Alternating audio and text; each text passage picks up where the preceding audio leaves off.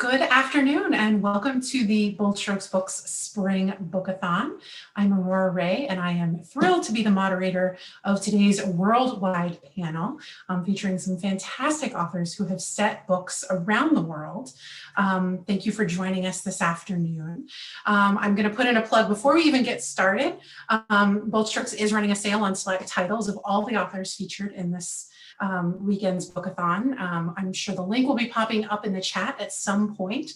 So please be sure to click that and check out all the latest reads of these authors as well as everyone else who is participating. If you have questions for our panelists, please use the Q&A box. That way we can have the chat roll just be conversation amongst yourselves. Feel free to chit chat with each other as well as our panelists as you go and put any official questions in the panel. I think that's all I need to say on the intro. I forgot to pull up the actual script for the intro, so bear with me. I'm going to actually introduce our panelists now, and we are going to dive into a few questions. And so I will start with Lynn Hemphill, who is a Kenyan-British author of Not Broken. She can't wait to travel again and find new places to write. Airports mostly, if we're being honest. And I giggled out loud when I read that part of your bio because I love writing in airports, and I'm pretty sure I've written the best sex scenes of my life in airports. I don't know what it is about airports, but there's just something so yeah, it's the humanity and the noise and everything. It's a great place to concentrate, weirdly. It is, and like oddly anonymous, which is yes, kind of yes. Or it's a fetish you haven't tapped into yet. Have to. Next up, we have Jane Kolven, who has spent time living in Paris and who's traveled extensively. She recently added South Africa to her worldwide destinations, but hasn't yet been able to cross Asia off her travel checklist. She is the author of 2 rom-coms with non-binary characters. Always a fun and exciting thing. Welcome, Jane. Shelley Thrasher. Hi, Shelley. She's a retired English professor who has been an editor for BSB since 2004. Phenomenal editor. I've had the pleasure of working with her recently. She has published 4 novels and a book of poetry. She loves to travel abroad. Her latest novel, Hidden Dreams, is set in Cambodia during the beginning months of COVID. Sounds exciting. I'm sure we'll be hearing about that. And last but not least, we have Vali, who is the author of numerous books, including her upcoming A Woman to Treasure, the Devil series, and the Lammy finalist, One More Chance. Ali lives outside New Orleans and enjoys trying different restaurants and avoiding repetitive noises. I don't know if I've seen that on your butt. Like, what kind of, like, mechanical? Anything mechanical, human, whatever.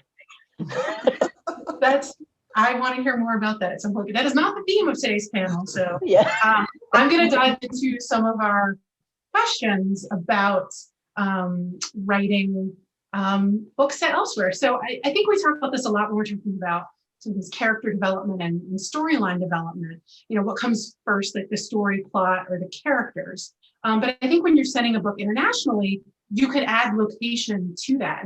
And like what comes to you first when you sort of start with and decide on first.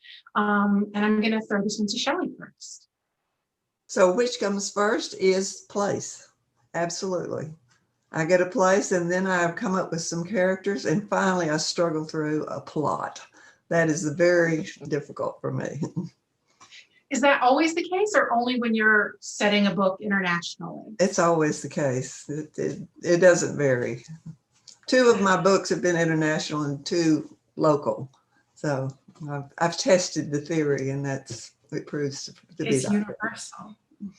That's awesome. Lynn, what about you? I think it varies massively with me. I'll get like Not Broken came from, half of it came from a plot and the actual romance came from a place. My other half took me for a picnic into a field because he's a farmer, and suddenly magically my main character has a love interest who is also a farmer who takes her for a picnic in a field. But it varies massively. I've got other books that just came from one character just appearing in my head, and then somehow a plot had to form after that. Ali? I usually start with characters and then I build the world around them. This last book was a little different. Last December, we traveled to Morocco And one of the things that was great about our tour is that they bring in like special speakers and stuff. And one of the speakers was a professor of women's studies. She had a doctorate in women's studies from the University of Marrakesh. And she did not look like a Muslim woman. I mean, she looked like the people from, but as far as she was very modern, she was modernly dressed, and she was very opinionated, and she was absolutely gorgeous. And I thought, well, this woman should go in a book. So she is. What's her name, Allie? In the book, she's named Yasmin Hassani. So Dr. Yasmin Hassani. That's really fun because the sort of place is inherent to the story, but you started with the book, the story came to me, and it was like I said, it was really interesting talk, because when you go somewhere, I mean, at least I do. I love to travel, and we travel extensively, but I like to learn about the places that we go. And in this lady's case, it was really talking about the woman's place in some place like Morocco, which is still a very Muslim country. It's very, anti-gay, but they are very friendly, and they're not like obsessive about religion and the rules and that kind of thing. So it was nice to ask questions with a story in mind. What about you, Jane? I actually, for the two books that I have with BSB, I started with trope rather than location or character or anything. So one is a road trip. And so obviously you have to have point A and point B, because the whole point of the book is that you're getting between those 2 points. For the other book, the one that just came out, I wanted to play with the royal romance theme. There's queer royal romance, which we have like other BSB authors who have done really well. But I wanted specifically to do something where the question is about what if like the character isn't a prince or a princess, right? And so like obviously that necessitated an international setting because we don't have royalty in the US.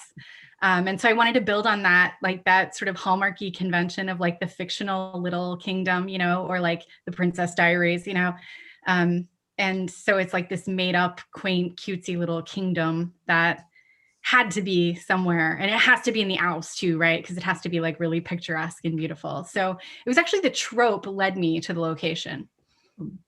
You're kidding? We have the Kardashians, aren't they royalty? American. And I think there is a series of books about like what if the US had a monarchy too. So then like people have done this, right? So I guess I could have made them American. But it's more fun if it's like a quaint, cutesy, made up little country in the Alps. Right. That's really fun. I think trope is sort of one that we often forget, but it's often a really good starting point for stories, especially in the romance genre. It seems like all of you love to travel, and international travel is something you're really passionate about and want to do as much of as possible. And I'm curious, it seems like folks have been often inspired by places they've gone.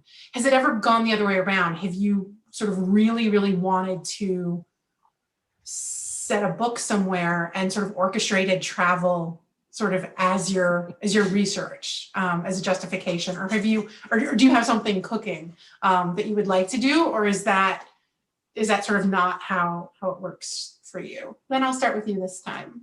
With me, sorry. Yes. Oh, sorry, I misheard. I think that it's never really gone that way for me. I've always had to feel a place out first, and then sort of a story has come from it. I have wanted to travel back to places. So I spent a long time in Scotland, sort of at the west coast of Scotland, doing research there. And I desperately wanted to go back again once I had the idea for one story. I've never had the opportunity, so the book's sort of a bit hung out there and not really done anything yet. But I would love to travel for research, but I haven't got away with it yet. How about you, Jane? I had to laugh when you asked that, because my first ever book, which was under a different pen name and before I was with BSB, I set it in LA, and I had never been to LA at that point. And then I convinced my friends that we should go on a cross-country road trip. conveniently ending on the coast in LA.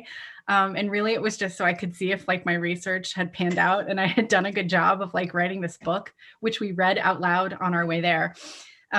So I had to laugh when you asked that. But internationally, no, I've always write about places that I know, because I feel like for me, I just don't trust that I would do research well enough if it wasn't a place where I'd smelled the air and eaten the food and like heard the ambient sounds, like all of those sort of textures.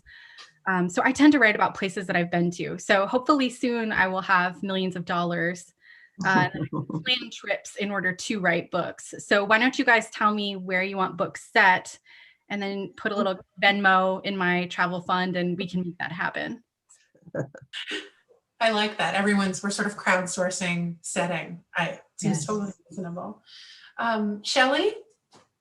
Well, about 30 years ago, I was planning a trip to Indonesia.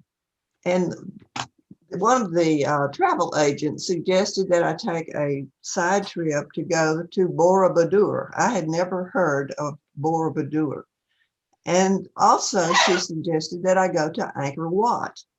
So it didn't work out, but I found that Angkor Wat was in Cambodia. So that was 30 years ago. I finally made it to Cambodia, but I had already really plotted the book and done the research, come up with the characters and so forth before I actually went to Cambodia. And I spent 2 weeks on an adventure tour there last February. So I felt like I really got submerged in the culture that way. And of course the research helps, but you're right, Jane, you have to be there to smell it, to look at all the tangled wires on the streets in the cities and so forth. And I couldn't. And also I could write it off my income tax. So that was a big incentive. But I did want to write that book and I did want to go to Cambodia, and it worked together. It is kind of lonely to plot your research effectively that way. Allie, how about you?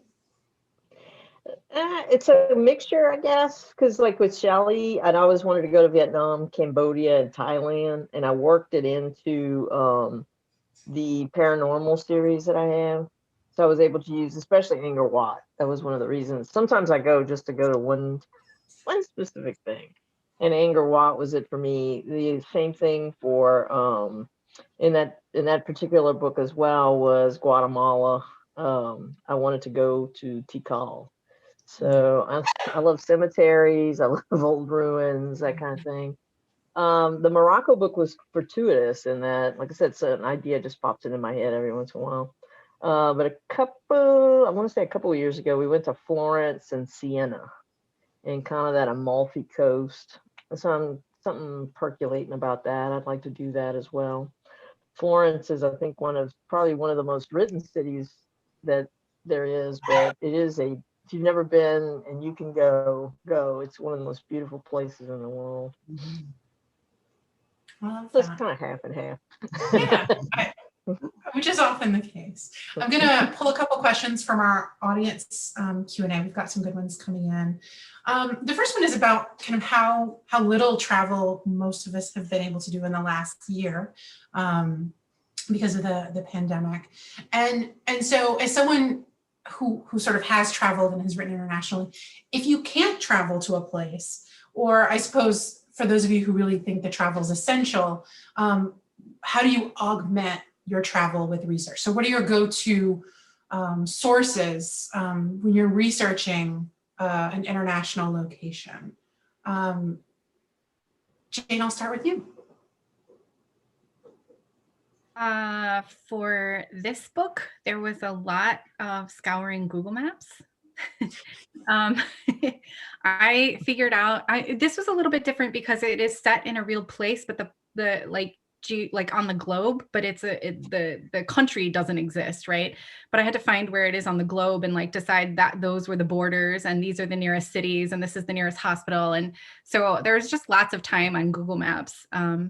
And to the point where I could actually, like, I understood the geography of this place as if I had been able to walk it. And I knew if I was a resident, you know, like where would I go to the grocery store, and if I had an accident, what hospital would I go to, where's school, and things like that. So just like really, really intensely studying maps, which I guess I do for all of my books. So that way you kind of, I don't know, I feel like as a reader, I get skeptical when I start to sense that maybe someone is taking me on a journey that doesn't quite make sense, like physically, you know, so like being really mindful and attentive to geography, I think is important for me.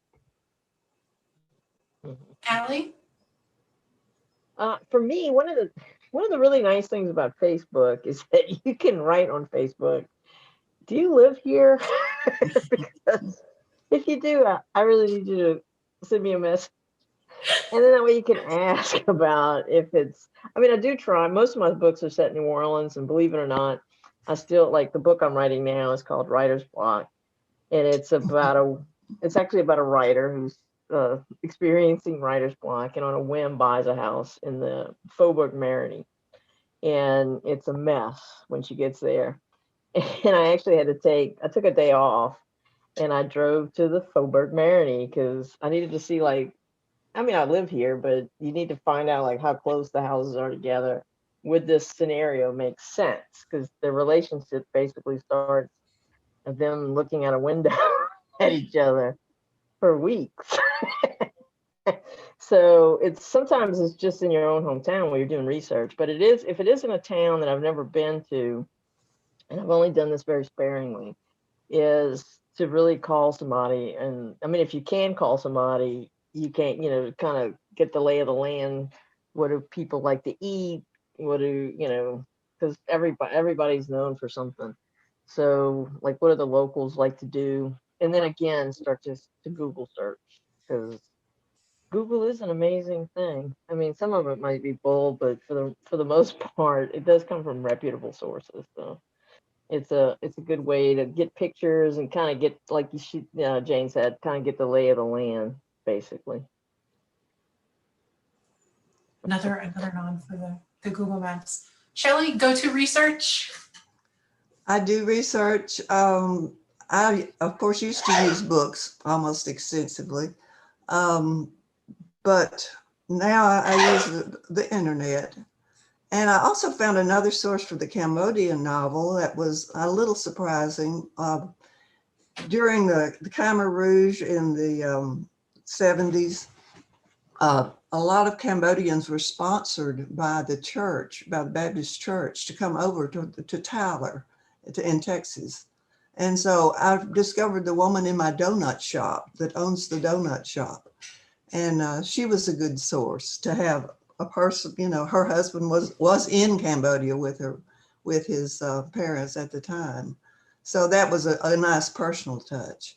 But of course, just looking at pictures on the internet, I did join the Facebook of a woman who appears in my novel, who was kind of started organizations that helped women who were very much persecuted and abused during the time period. So just all of the internet's amazing. Just anything there you can find and use. Yeah. Lynn, how about you? Google Maps, and particularly Street View. It's just amazing because you really can sort of get you can certainly get the visual aspect of it. And I haven't done it very recently for my novels, but in fan fiction, I have totally gone into Google Maps and found the place I want to set it. And I have Googled Street View walked down the road and seen the restaurants, and then gone to the restaurant websites, gone to the menus, and worked out what it's going to smell like. And it's just ends up being a bit of a deep dive and a heck of a lot of wasted time for a little throwaway comment and a small side character. But it's totally worth it. And I genuinely feel like I know Oakland, California somewhat well. It is. It's those little details that may only be a line in a chapter, but that sort of give you the sense of the place. I think one of our other audience questions is similar to one that I sort of pitched to y'all about kind of some challenges of writing in an international setting. And this one is specifically about kind of regional variants and, kind of class and cultural divisions of places. And how do you navigate that? This person sort of had a bad experience with a book where sort of the colloquialisms didn't match with the actual sort of precise location of the book. I think most of us, when we are traveling, we're tourists, whether we want to sort of see ourselves that way or not. So how do you navigate some of those kind of less kind of obvious things when we're trying to really set a book in a place that you don't live? Allie, I'm going to start with you this time. I try not to put a lot of colloquialisms in my books. I mean, I do in New Orleans just because I'm here and I use them, so I know I'm using them correctly. But that I did read that question, and it is kind of just drives you nuts when somebody does it and they do it incorrectly. So when and a lot of my characters are Hispanic, so writing broken English maybe for one sentence and then have them switch to Spanish, but put in the sentence they're switching to Spanish. Some people ask like, all of a sudden they speak perfect English, and it's like, well, I could write it in Spanish and then write it again in English so you can understand what I'm saying. But I try not to put a lot of that in there, because especially if you go somewhere like in Morocco, I don't speak French, and I'm not Arabic, so I don't speak Arabic either. So a lot of the colloquialisms, they kind of go over your head unless you speak French. So in this case, it was a little bit of Googling, because they insult differently than we do. So when she has to insult the other character, it's not, you asshole. It's going to be something a little different, along the same lines, but a little different. So maybe a little bit of Google, but not to sprinkle a whole lot of those in the story, because I think that it isn't, especially, I mean, I don't know if like 1 million Moroccans are going to read my book, hopefully so. But if they do, I don't want them to walk away with like, ugh, that was a horrible experience because she got it completely wrong. Yeah. Len? I have got a weird sort of situation around this, because I grew up in Kenya. I don't look Kenyan, but I am. And a lot of the colloquialisms, so before I was with Bold Strokes, and I self-published a book set in my hometown or home village, and it turned out that I used all of my colloquialisms. It turned out that I had to write an entire glossary, because my beta readers read through it and said, I don't know what this is. And so a lot of it's very difficult to balance that sort of colloquialisms, even if you do know them really well from a place, balancing that with, okay, who are most of my readers going to be? Because my family and friends in Kenya understand what I'm talking about. But it turns out that there are a lot of things that I just use as a matter of course, like the names of the different seasons, which nobody else gets. And so I think I definitely try and stick with the things that I know, but then it's quite difficult to work out what I know that other people don't. So working out where my experience stops being universal. So. Yeah, I think that's a really good point, because I think it's definitely true with international settings, but also with like certain kind of professions or kind of hobbies, the way a character who's really enmeshed or steeped in something talks about it is often things that sort of someone who has no idea won't understand. And I think there's a lot of variance in readers about whether they're sort of willing to not know what you're talking about a little bit because it feels authentic, or if it really bugs them and they want, sort of you to find a way to find clarity. And with Not Broken as well, because the main the love interest is a farmer and my other half is a farmer. I didn't realize that there are certain names for crops that are not used in America. So my editor wrote it and went, I'm sorry, what did you say? I'm like, I promise it's just a name for a crop. It sounds really, really off to Americans. The word for, I think you call it canola in America, is oilseed rape in England, which is a fabulous name that took me a very long time to get used to, and now I had forgotten that it's really a weird name. So those little things, yeah. Blessings and curses as we're writing. Jane? I guess I can kind of echo some of the things that Allie and Lynn have said. In my book, The Queen Has a Cold, I half the characters are native French speakers. And like I probably 25-30% of the book was in French in its first version. And I don't remember if that's actually what I sent to my editor. I think she would have killed me, but she definitely wanted me to take out more. And then it got to this weird point where it was like kind of what Allie is saying. So the characters are speaking English in this really stilted, awkward way because they're not native speakers and they just don't have that level of casual American fluency.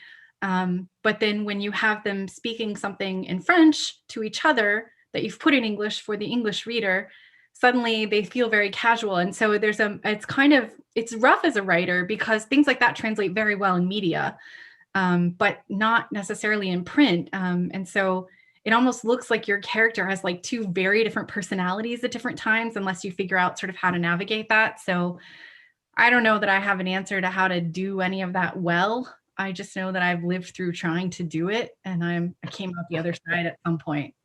That's all I got. We're all still learning as we go. And I think that's the fun thing about these panels. We like to get to know each other as authors and readers kind of get to see us, but I think it's sort of, you're always sort of fleshing through like, how do you wrestle with some of things? And we're lucky enough to get some reader feedback along the way as we're processing. Shelley, what do you have to say? Sorry. Originally I was going to have my major character be the point of view character throughout, and she was the American high society woman from Dallas. But then as I thought about it, I decided that I wanted to have some of the story from the Cambodian tour guide's point of view. I was very, very nervous because it took me 2 months to learn how to count from 1 to 10 in Cambodian. So I had no idea the language. I couldn't read a letter of it. But finally, I decided to try, and I put the Cambodian tour guide into first person. So that was another challenge, really getting into it. I kind of fudged because I had her coming and living in the United States for 30 years. So she spoke English well, and she was well educated. But I still wanted to have a distinction between the voices. So I finally decided that I would have her speak very formal English, no contractions whatsoever, and a very kind of neutral language, vocabulary. And that seemed to work quite well. It made her seem apart because I could really camp it up with the Dallas woman because I can speak Texan all day. So she could be kind of almost corny in a way because, all the slang and stuff like that. It is like a country unto itself, isn't it? Yeah. And one other thing I wanted to add, our tour guide was a man. And the phrase that stood out for me that we would be going through the countryside, bumping along, and he would say, "I have a small story for you." And so that stuck in my mind. So once in a while, I have her say, "I have a small story for you." So just that one little phrase is really authentic from him. But the rest is just the neutral language. It's solved my problem. I love hearing these like really intentional, kind of seemingly small decisions that you make, but that sort of with consistency throughout a book kind of create that tone and that character and that culture. Kind of apart. Yeah, because I think that's the one thing, Shelley's right. I mean, I grew up with parents, well, actually English is my second language as well, but with my parents, it's hard to learn English once you get like past age 25. English is like really hard to learn. And contractions is just something you're never going to get. It just never happens. So like more in the Devil series, because it has a lot more Hispanic characters, but they never speak in contractions. And every once in a while I have to go out and take them out, because when I'm writing, it's just an automatic thing to put them in, and then you got to go back and take them out. Okay, we're gonna have a little fun now. I sort of wanted to get through some of the like meatier questions before we get to play, which is like, talk about kind of a fantasy location, somewhere you haven't been yet, want to go to, and can already imagine yourself wanting to set a book in. Lynn, I'm going to come to you first. Oh, do you know what? Cambodia. I've wanted to go to Cambodia since after I went to Japan. I went to Japan to spend some time with a friend, and she sent me a postcard when I came back of her visit to Angkor Wat, and ever since then I've wanted to go to Cambodia. So you should go. It's a my beautiful, friends beautiful and I place. have been planning. Yes, we have a plan, and now of course we have children, so we are not going to go for a while. But also Norway. I would really like to go to Norway, and that I think I can see sort of setting something there, definitely. Shelley? I would like to go to Russia, and a lot of it is because of Justine Saracen, because we decided to go on a trip together, and I said, would you like to go to India? And she said, well, I will go to India with you if you will go to Russia with me. So I've gotten enthusiastic about it. And especially, she knows her book was translated into Russian, so she has a publisher contact there. And I thought it would be fun to go with Justine, because she has done so much research. So that's my reason for going to Russia. Of course, I'd like to see it, all the architecture and the paintings and so forth. Would you do you see yourself maybe setting a book there? No. No.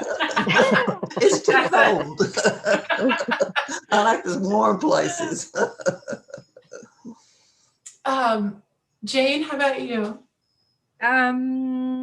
I have Egypt and Greece are like at the top of my like next places I want to go, and hopefully soon this pandemic will be over list. And weirdly, I just read two books that were set in Greece, like just totally coincidental. I wasn't like seeking out Greek set books. I think that could be really fun. I would love to do Asia, places in Asia. There's lots of places that I would like to go, and lots of places I would like to set books. I think for me, the question just is, I'm rambling now, but the question is like, if my characters are Americans traveling or in other ways white, like just the sensitivity of certain locations, right? And how can I do that in a way that's sort of respectful, not overly exoticizing? And so I think like, hence the fictional Alps, nation setting, because I'm exoticizing in a way that's only uplifting, right? Like we're just idolizing this fictional little French Swiss country. And so I don't have to worry that there's anything sort of awkward about like the outsider looking in on this. So I don't know. Yeah. I'm going to mute now because I'm going to ramble. No, I think that's really good. And we haven't talked, we talked a little bit about challenges, but I think cultural appropriation is something that we sort of have to be sensitive. So I'm going to go to Allie, and then we'll actually circle back to that. Allie, where do you want to go? Two, I think. I have like two. My number one thing on my bucket list is Machu Picchu. I would love to go to Machu Picchu and Pumapunku, which is there just because it's right next to Lake Titicaca, and I'd like to say that I've been to Lake Titicaca because I like saying Lake Titicaca. Keeping it classy. Yeah. No, I think that one, the Great Wall of China is another one. And because I've been to Vietnam, that's the Asian part of what we saw was Cambodia and Vietnam. Vietnam was actually very, very, it's a beautiful country, just absolutely gorgeous. But I think there, and I'd like to take, the other thing that's on my bucket list is to take a safari during the Great Migration. So I have some tent experience now, so I like to go glamping. Ideas sorted for you then. Yeah, well, no, I Tented camps. when we went to Morocco, we went for like a couple of weeks, and one of the things that the tour did not include was the Sahara. And I said, well, I can't come all this way and I go to the Sahara. So we spent the night in Sahara, but my tent had a Persian rug and leather furniture in it. I don't really think you could count that as camping. No, Ellie, you cannot. I'm going to draw that line for you.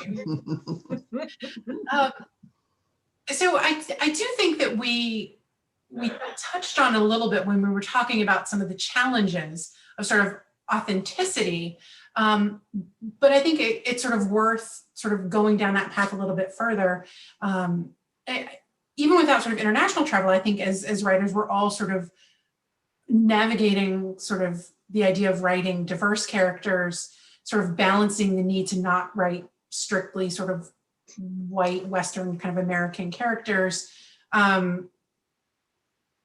with sort of a respect for own voices and sort of not appropriating cultures that aren't our own. And so I think the same is definitely true with international settings. And so what are some of the things, let's frame it this way, what are some of the things that you've done in an effort to sort of navigate that with authenticity, but also kind of a respect and an appreciation for these cultures that you've sort of visited and fallen in love with?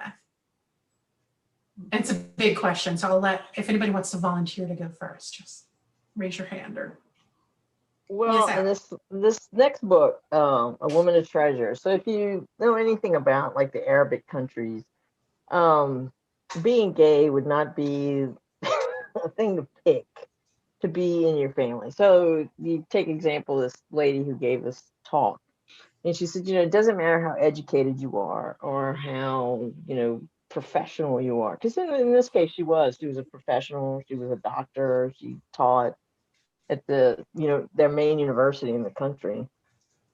And she said, according to your mother, your job is to get married and have children. Like, that's your job. So in this case, this is the first time that I haven't written, someone of a different ethnicity than myself. Because like I said, you not only with colloquialisms, but you don't want to write an ethnic character into your, especially as a main character, and get it wrong. Because I think that is the most insulting thing that anyone can do. So unless you're going to do it well and try to blend in the problems that someone, especially if they're going to have a gay relationship in this case, it was a real struggle. So, I mean, one is from New Orleans, who comes from a very accepting family. She's an only child. She's basically a treasure hunter. Also has a doctorate in history, so she's not an idiot. But, you fall in love with someone who is as culturally different than you as you can get. So you might as well, it's like one of you is from Venus and the other one's from Mars, if you remember that book. But if you're going to do it, you want to do it correctly and kind of get to that point where it could make the relationship possible if you go through some of these steps, kind of thing. You want to be respectful, let's put it that way. Yeah, for sure. I think that one of my things that I had to come to terms with trying not to appropriate the culture was to kind of make my story about that. My Texas woman is going and appropriating everything. She's filthy rich. She can do anything she wants to. And so I had to, I've studied Buddhism like for the last 40 years, and I had to kind of like let Buddhism be the guide for me. I didn't even realize I was doing it, to have the American character change. She is affected by the tour guide that she falls in love with, as well as the culture, and hearing the stories of the people who have suffered so very much in Cambodia. So that was my way of saying, I really value what your history is, and so much that my major character wants to change and be a part. So that's my take on it. You're literally wrestling with it on the page. That's fantastic. Lynn, I thought I saw you. Yeah, I did. With my situation, so I am in an interesting position being a colonizer. My family is very very old Kenyan family, as old as white people can get in Kenya. But I am very firm. I'm very patriotic, and hence the flag. And I find it. I really want to write Kenyan stories, and not. I was fed up growing up and reading white Kenyan stories, because it seemed to me that everybody who had the opportunity to write or had the opportunity to tell a story was a white person telling a white person's story. And I was kind of tired of it. I went to school where I was the only white kid, and it just wasn't my young person experience. I'm aware that I'm white, but it also wasn't exactly my experience growing up. And I think for me, when I want to write a book set in Kenya, I tend to want to write from the point of view of a Black person or an Asian Kenyan person, and that then brings a heck of a lot of trouble because I'm not. So I do struggle with that a whole lot, and I actually have had conversations with Bolstrokes about it, and sort of saying I'm not sure whether I'm ready to do this. And I think it's quite difficult to it's sort of a very weirdly personal situation for me, but I definitely don't want to fall into any trap of appropriating any culture, but at the same time that feels like it is my culture. Like, it's Nairobi life, growing up in the city and having to navigate potholes and matatus and all that sort of stuff. It's very much my culture, but at the same time I am not Kikuyu and I'm not Black, so it's very difficult to know exactly how to navigate it. And if anyone's got any ideas, that'd be great. Even a culture that sort of feels like your own culture isn't it's Oh, I have so many identity issues. It's a very like, Jane, what about you? Who, like, I think in some ways you sort of created a fictional place to sort of work around some of those kind of potential issues, but kind of what else? Yeah. Other than short of making up a place entirely, what might you suggest? Sort of all books never being set in the real world ever. Now, I actually, Lynn, I think that it's a testament to you, though, that you say, like, am I ready to do this, right? And like the fact that you're even considering that, I think is the work that we have to do as writers, right? Like, can I do this? How do I do this? And even if we don't have answers to those questions, the fact that we're asking them, I think is always really important to keep doing. What I did in this book is that the American really does think the culture is weird. She thinks it's archaic, it's unfair to women, it's classist. And she calls it out all the time because she's 25 and has no filter. And then her mom points out to her at once that, like, you're a guest and you're benefiting from this culture that you're making fun of. So even if you don't like it, you owe it to them to be respectful and try to understand what they see in their culture. And it's a real sort of eye-opening moment because she listens to her mom. They have a very close relationship. And I think it sort of changes her attitude. And although it's about, an American, a lower class American being sort of bristling about a royal family and that sort of classist environment, I think that conversation could translate to other, like, cultural outsider moments, right? Like, just take a step back and maybe don't judge and just be here and try to see what these people see in their world. Really great insight. This is such a fun group. We have a few minutes left, and I do want to make sure that we have a little bit of time to talk about your latest releases and where people can find you if they want to get to know you and or educate you about a setting, since Allie's always looking for some resident experts. Yeah. So Shelley, what's your book, and where can readers most easily get in touch with you? My latest book is Hidden Dreams. Let's see. It has Anchor Watt on the cover, Allie. So, and you can get it, of course, at the BSB website. And Amazon and so forth. That's the regular places. You can't. I live in a small town in East Texas, so I don't think you'll be looking me up too well. Where can readers connect with you? Are you on social media, Oh, email, sure, website? sure. My Facebook, definitely on Facebook. All right. Lynn, how about you? I am, this is my current baby coming out. So Not Broken is obviously on the BSB website, and hopefully soon in my local library. I'm very excited about that.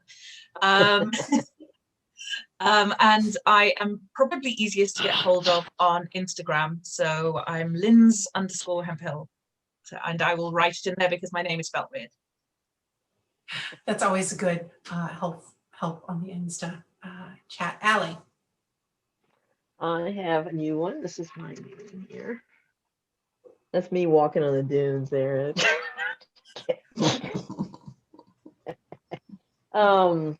No, I am a huge watcher of the History Channel. So I love all things Templar. I love all things, some things about the church. So Opus Dei, the Illuminati. You will find all that in this book. And I love movies. I put in the prefix my acknowledgments. My brother and I used to spend summers together. My mom worked, and we would go outside and play. My brother was 7 years older than I was.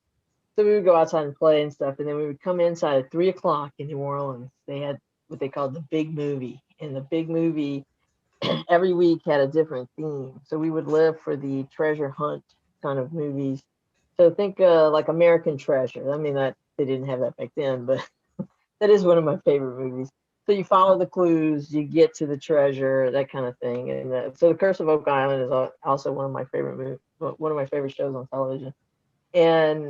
But unlike in The Curse of Oak Island, they will actually find something. I've been watching it for years, and poor guys, they just never find anything. So, but I think it's just a fun adventure. It's like I said, it's a different culture that we end up with. The Moroccan professor ends up in New Orleans teaching at Tulane for a couple of weeks as like a traveling professor. But I mean, I have fun writing all my books, but this one was especially fun. So I hope everybody likes it, because I would please buy it, because I would love to turn it into a series. Just fishing already. Just a little nugget of encouragement. Yeah, let me just throw that out there.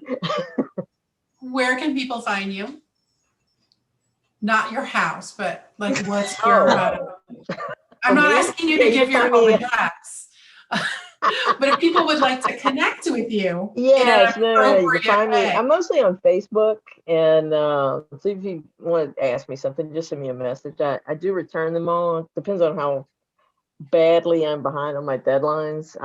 But I do answer them all eventually. But yeah, no, hook me up on Facebook. And Jane, flash us your latest release and tell us how people can connect with you. So my book is called The Queen Has a Cold, and it's a royal romance, as I've already said, where an American has to go to a made-up country, as I've already said, and there's romance, as is implied.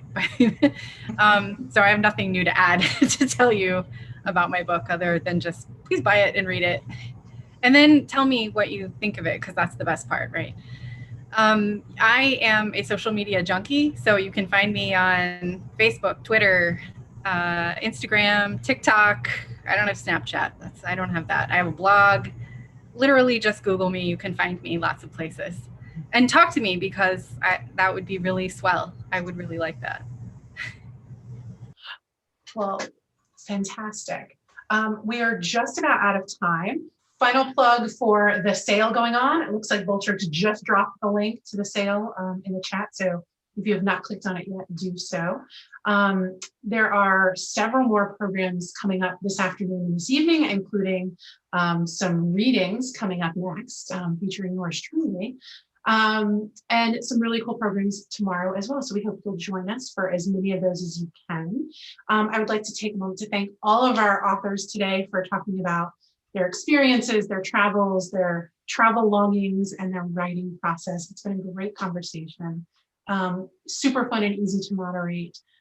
So thank you. And again, thank you readers and guests for joining us this afternoon. And we hope to see more of you very soon. Thank you so much and take care. Thanks, everyone.